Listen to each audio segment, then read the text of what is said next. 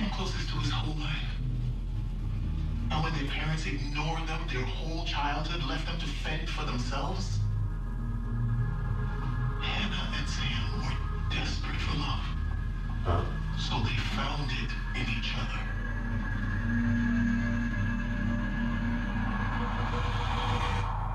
Nate's probably the FBI right now. Tell him. Get out!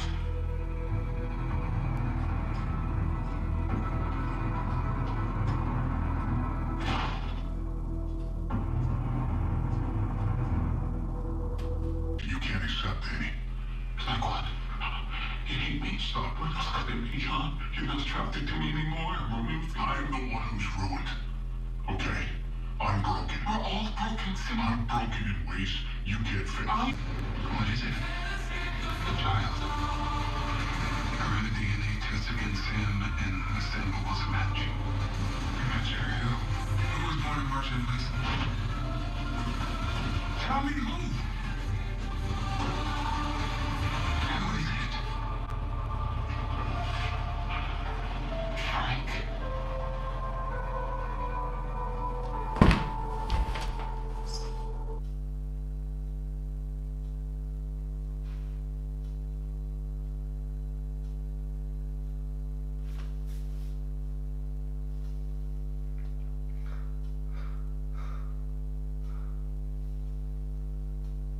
Frank is Sam's son. This is too much, man. This is too much. This is too much. That ending, this is just getting better and better and better. Only 2 episodes left for this entire franchise to be done. And that is what we've just found out.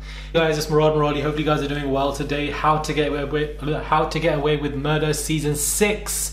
And we are on, obviously, the 3rd episode that has just been finished. Yes, I have been watching the season, this entire show, everything. I've just kind of caught up because I wasn't able to watch Season 6, but now that I am, I will be reviewing the last 3 episodes of this entire franchise because I'm a massive fan of this show.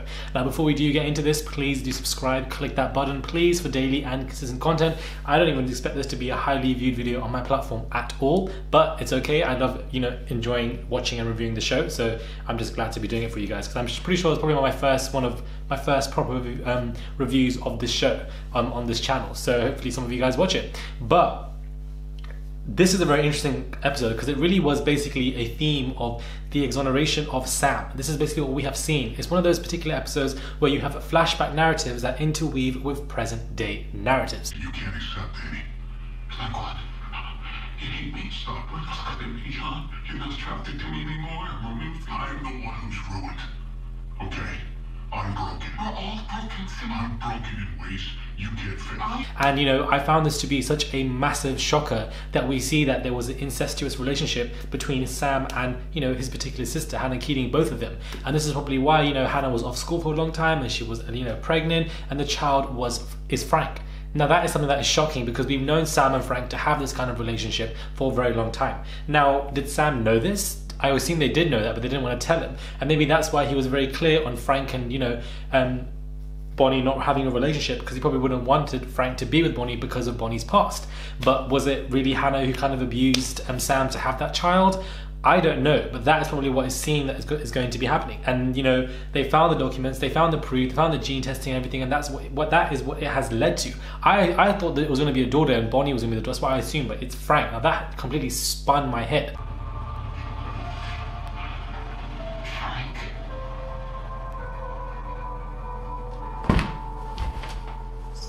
Because the way they showed, he was born in March, and then they showed Bonnie in the next scene, I thought it would have been her, but it was Frank. That I didn't see coming. It's a very interesting kind of dramatic irony, to an extent, not really for us obviously because we don't know, but like from the beginning till now, we never really knew this until now. So it's funny how they bring Sam a lot as a key component because he died ages ago in this show, but he's brought back as a main figure for the last batch of episodes. It makes us think as audience about the flashbacks themselves. This is what this episode wants us to do. It wants us to track our thoughts and our own feelings towards this character who died ages ago, because we knew him to be somebody who was bad, somebody who died by the hands of Michaela and all of them, and it was unfortunate that is what took place.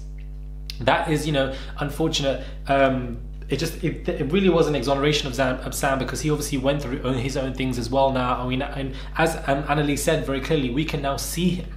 We never really saw him in that light. We saw him as somebody who was kind but manipulative, being a psychologist, a therapist, or whatever he was, a psychiatrist. But now we can really see him for what he really went through and how that has molded him in today's life. And you can see that they both had many arguments over their lost child as well. So there's a lot of flashback interweaving lines. We also have Michaela, who was, remained loyal and refused to sign that particular new deal. However, evidently somebody else did not, and that in itself I find to be irritating, because it seems that these two have a very strong friendship, but it seems like this might cause a massive rupture. We just don't know.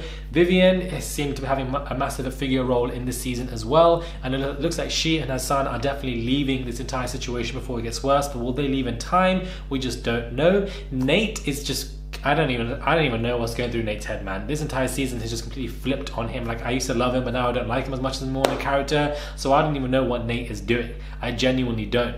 But you can see that they're really building up for a massive, massive ending. And I feel like these last 3 episodes was just an absolute shocker. Connor, I don't know why he lied. He basically just lied about the whole thing. And this is, one thing I've loved about the show is the dynamic and the friendship between Connor and Michaela. These two are like a love and hate kind of brotherly, sisterly kind of, friendship, and they kind of get on so well. And I just like how they bounce off each other. They have such good chemistry, such good dynamic, and this could cause a massive rupture in their friendship. We would have to see what takes place. We really, really do.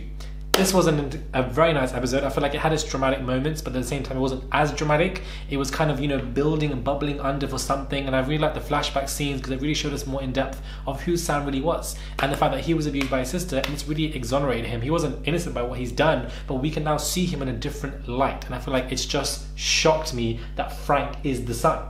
That is actually mad to me. It's interesting because he's been in so many situations where he could have died, but he hasn't. Why have the writers kept him on? For this particular reason. This is the role that he's playing. He is now playing the key role that he's ever going to play in this entire franchise. He is there to be that surprise unit who, is Sam's son. So I find that to be shocking. Let me know your thoughts are. If you have any thoughts on this episode of How to Get a Murder, do subscribe, click that button for daily and consistent content, and I'll catch you guys soon for another video.